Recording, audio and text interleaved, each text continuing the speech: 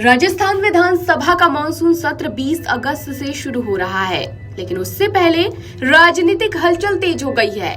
मुख्यमंत्री भजनलाल शर्मा की अध्यक्षता में होने वाली कैबिनेट बैठक को बेहद अहम माना जा रहा है। ओबीसी आयोग की रिपोर्ट, पंचायत और निकाय चुनाव, सरकार की रणनीति और संभावित यूसीसी बिल जैसे कई बड़े मुद्दों पर फैसला हो सकता है। आखिर इस बैठक पर सबकी नजर क्यों टिकी है, चलिए जानते हैं।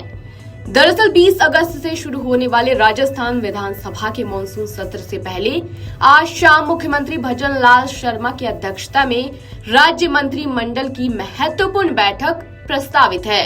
मुख्यमंत्री कार्यालय में होने वाली इस बैठक को राजनीतिक और प्रशासनिक दोनों ही दृष्टि से बेहद अहम माना जा रहा है। माना जा रहा है कि कैबिनेट में आगामी विधानसभा सत्र की रणनीति, सरकार की प्राथमिकताओं और विभिन्न विभागों के महत्वपूर्ण प्रस्तावों पर विस्तार से चर्चा होगी। सरकार सदन में किन मुद्दों को प्रमुखता से उठाएगी और किन विधेयकों को पेश करेगी, इसकी रूपरेखा भी इसी बैठक में तय हो सकती है। इस बैठक का सबसे अहम एजेंडा राज्य पिछड़ा वर्ग यानी ओबीसी आयोग की रिपोर्ट मानी जा रही है। आयोग की रिपोर्ट को मंत्रिमंडल के सामने रखा जाएगा और यदि इसे मंजूरी मिलती है तो इसे राज्य निर्वाचन आयोग को भेजा जाएगा। पंचायत और नगरीय निकाय चुनाव से पहले ओबीसी राजनीतिक आरक्षण के मुद्दे पर ये रिपोर्ट बेहद महत्वपूर्ण मानी जा रही है।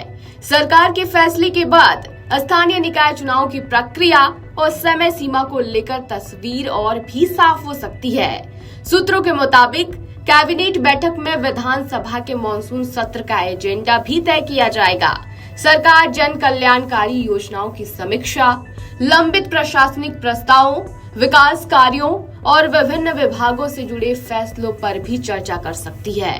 राज्य मंत्री जवाहर सिंह बेढम का कहना है कि सरकार संवैधानिक परंपराओं के अनुरूप नियमित अंतराल पर विधानसभा का सत्र बुला रही है। उनके मुताबिक इस सत्र में जनहित से जुड़े कई महत्वपूर्ण विधेयक और नीतिगत फैसले सदन के पटल पर रखे जाएंगे।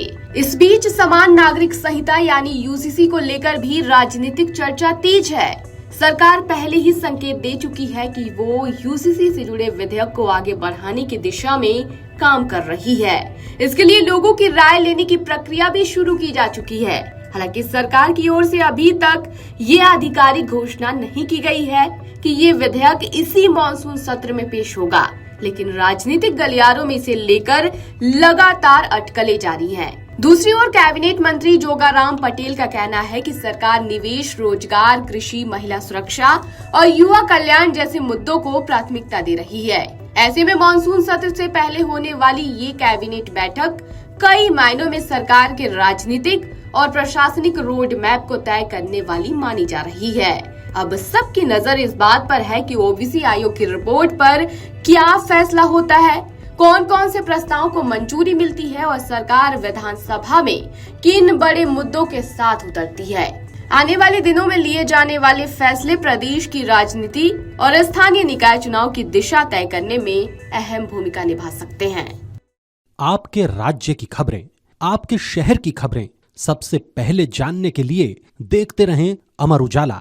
चैनल को सब्सक्राइब जरूर कर लें और पाएं हर अपडेट।